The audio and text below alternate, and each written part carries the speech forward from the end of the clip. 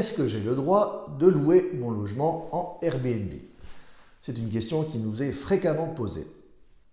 Le problème vient du fait que la location saisonnière pour une courte durée à des touristes de passage est considérée comme une activité commerciale.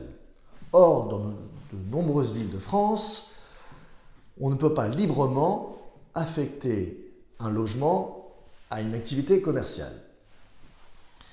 La grande distinction, à mon avis, à faire pour résoudre le problème est de savoir si vous louez votre résidence principale ou un autre logement. Si vous louez votre résidence principale moins de 120 jours par an, vous pouvez librement faire de la location Airbnb. Aucune commune ne pourra vous le reprocher. Par contre, si vous louez un pied-à-terre, une résidence secondaire ou même un logement que vous louez normalement, par exemple à des étudiants, mais dont vous reprenez possession quelques mois par an, là, vous n'avez pas le droit de louer de faire de la location Airbnb, ne serait-ce qu'un jour par an, dans certaines villes de France. Nous avons dressé un inventaire dans le dernier numéro de 25 millions de propriétaires, le numéro de mars.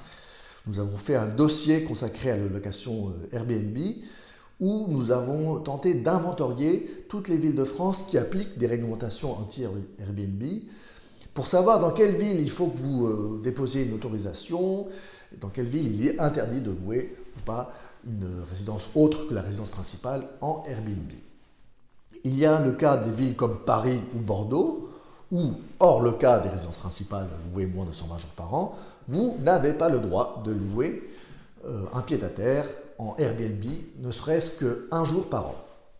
Pour le faire, il faudrait faire déposer tout un dossier d'autorisation qui implique une compensation, c'est-à-dire, je ne vais pas rentrer dans les détails parce que c'est très compliqué et pas facile à effectuer, mais il faut qu'un local d'activité soit transformé en logement en même temps que vous transformez votre logement en location Airbnb. Bon, voilà, je ne rentre pas dans les détails, mais c'est assez compliqué. Bref, dans des villes comme Paris ou Bordeaux, très difficile de louer un logement qui n'est pas votre résidence principale en Airbnb.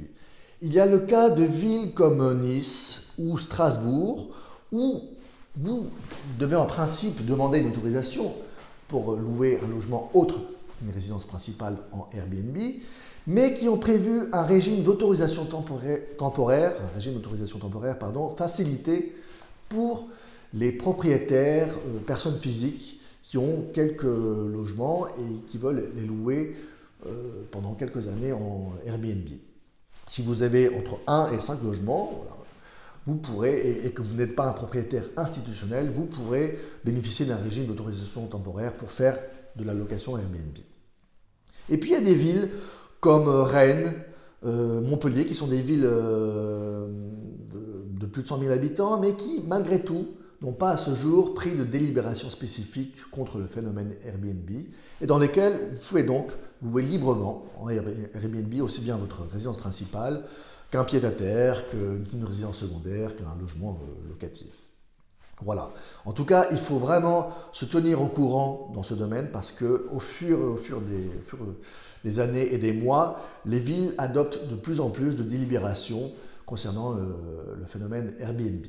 Voilà. Si cette vidéo vous a plu, n'hésitez pas à la liker, à la partager, à en parler à vos amis. Vous pouvez bien sûr nous contacter via le site unpi.org, nous poser des questions, on se fera un plaisir d'y répondre. Et encore une fois, n'hésitez pas à vous reporter au magazine de mars de 25 millions de propriétaires. On a fait toute une enquête pour voir quelles sont à ce jour les réglementations Airbnb en France. À bientôt.